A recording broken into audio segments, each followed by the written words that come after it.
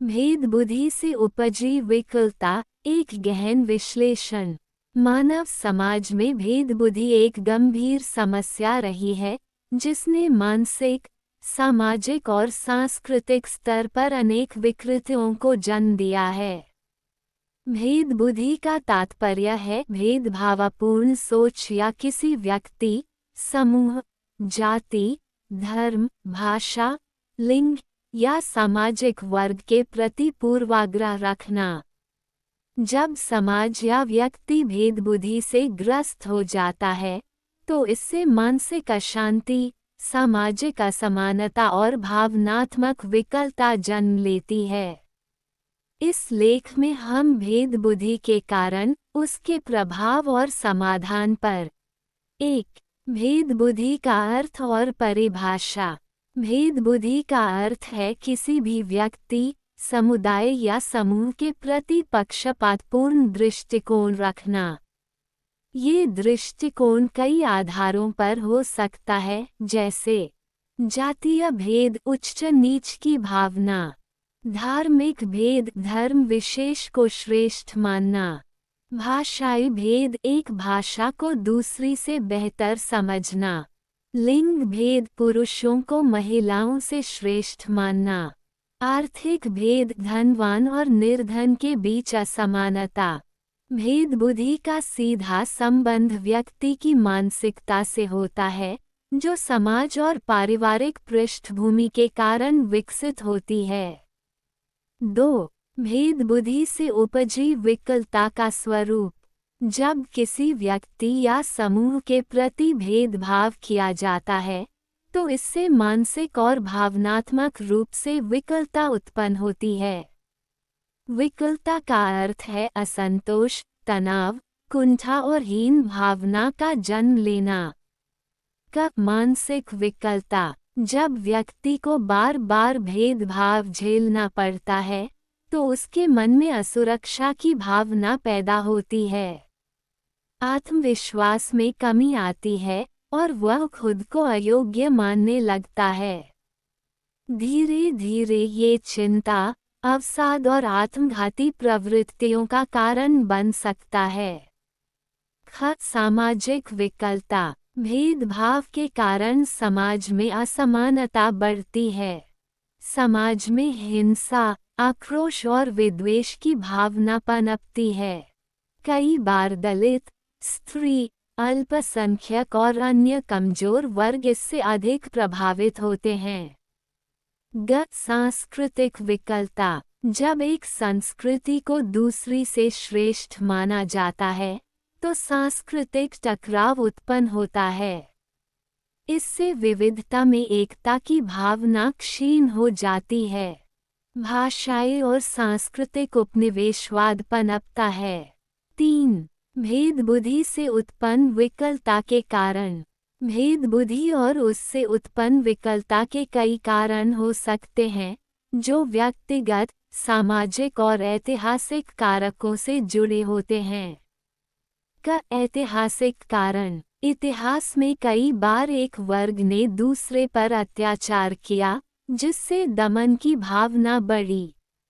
उपनिवेशवाद, जातिवाद और धार्मिक संघर्ष इसके प्रमुख उदाहरण हैं।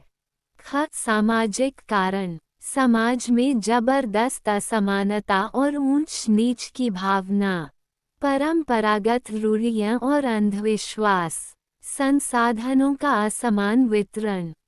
मनोवैज्ञानिक कारण। किसी समूह को श्रेष्ठ मानने और दूसरों को हीन समझने की प्रवृत्ति।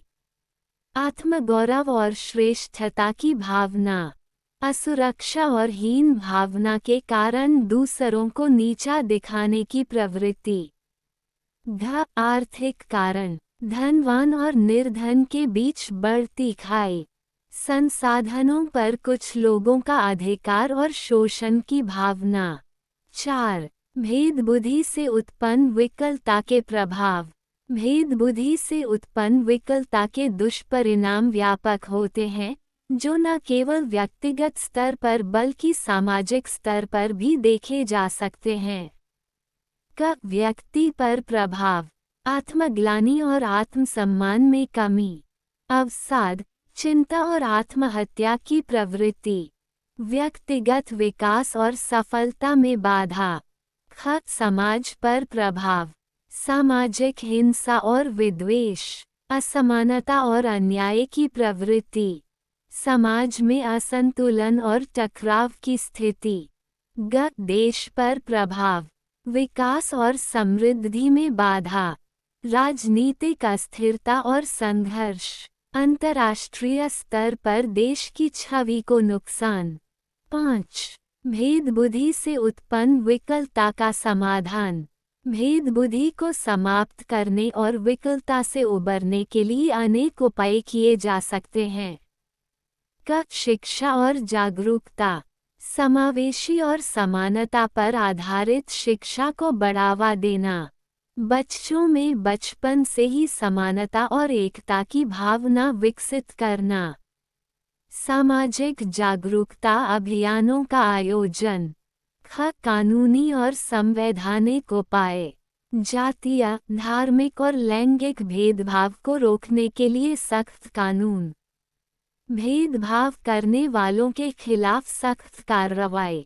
आरक्षण और समान अवसरों की नीति को प्रभावी बनाना।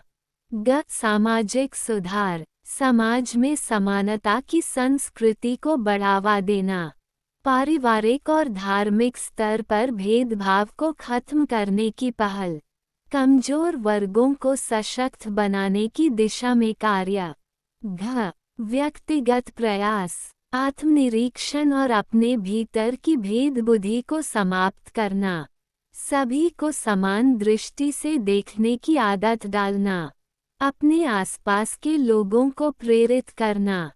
6 निष्कर्ष। भेद बुद्धि से उत्पन्न विकलता एक जटिल समस्या है, जिसका समाधान केवल व्यक्तिगत प्रयासों से नहीं, बल्कि सामाजिक, शैक्षिकी और कानूनी उपायों से संभव है। यह आवश्यक है कि हम अपने भीतर की भेद बुद्धि को समाप्त करें और समाज में समानता, प्रेम और सद्भाव की भावना को बढ़ावा दें। तभी हम एक समतामूलक और न्याय संगत समाज का निर्माण कर पाएंगे, जहां किसी को भी भेदभाव का शिकार न होना पड़े और सभी को समान अवसर और सम्मान प्राप्त हो सके।